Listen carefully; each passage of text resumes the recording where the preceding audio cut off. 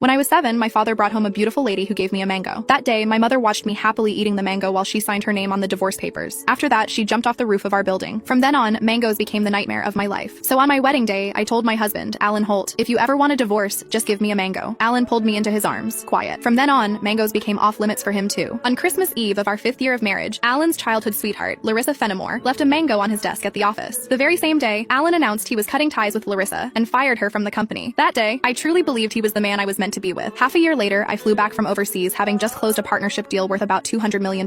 At the celebration dinner, Alan handed me a drink. After I had finished half the glass, his so-called childhood sweetheart, the woman who had been kicked out of the company, stood behind me with a big grin and asked, "Does the mango juice taste good?" I stared at Alan in disbelief, and he was trying hard not to laugh. "Don't be mad. Larissa insisted I played a little joke on you. I didn't actually give you a mango. I just gave you a bottle of mango juice." But I think she's right. The fact that you don't eat mangoes is a real problem. You were really enjoying that juice just now. My face went cold. I lifted my hand and threw the rest of the mango juice in his face, then turned around and walked away. Some things are never a joke. I wouldn't kid around with mangoes or divorce. Ms. Mendez, your stomach condition flared up again because of stress and emotional triggers. If there's something you really don't like to eat, you mustn't force it down again. The next time might not just be a stomach ache. We might have to remove part of your stomach. Stay in the hospital for observation for 1 day and contact your family as soon as you can. When I heard the doctor say that, I went completely quiet. For the sake of a new project, I had been overseas for 39 straight days, working day and night, and I finally made it back in one piece. I never expected that at the celebration dinner, 1 glass of mango juice from Alan Holt would land me right in a hospital bed. Out of habit, I tapped open my pinned chat, typed 2 words, and then realized something felt off. Looking closely, I confirmed that it was Alan Holt. He had just changed his profile picture. Now it was a green mango. While I was staring blankly at the chat window, Alan's call came through. He sounded cold. "I'm already home. Where are you?" I said nothing. Any other time, I would soften my voice and act like a spoiled little girl with him. But tonight, I honestly didn't know what to say. Alan sounded annoyed. "Myra, how long are you planning to keep this up? I'm at the hospital." Alan went quiet. He had never shown much interest in my health. He would never have guessed that 1 glass of mango juice from him would send me straight to the emergency room. "Stay put at the hospital. I'm coming over right now." I didn't want to deal with him, but my body was so weak that I didn't feel like moving at all. Time dragged by. The doctor came in to check on me 3 different times, and Alan still didn't show up. Right before I went to sleep, I glanced at my phone one last time and saw Larissa Fenimore's new post on her social feed. "Every time I get hurt, my knight in shining armor shows up. I'm so lucky." The picture under it was a shot of Alan putting a bandage on her. Larissa's profile picture was a yellow mango. It was pretty, but it made me sick. Alan and I had known each other for 10 years, and he had always known exactly where my bottom line was. After so many years in business, he also knew perfectly well how to keep a proper distance from other women. But now, he kept crossing that line again and again. In that case, our marriage and the newest project I had negotiated no longer needed to exist. I had closed a $200 million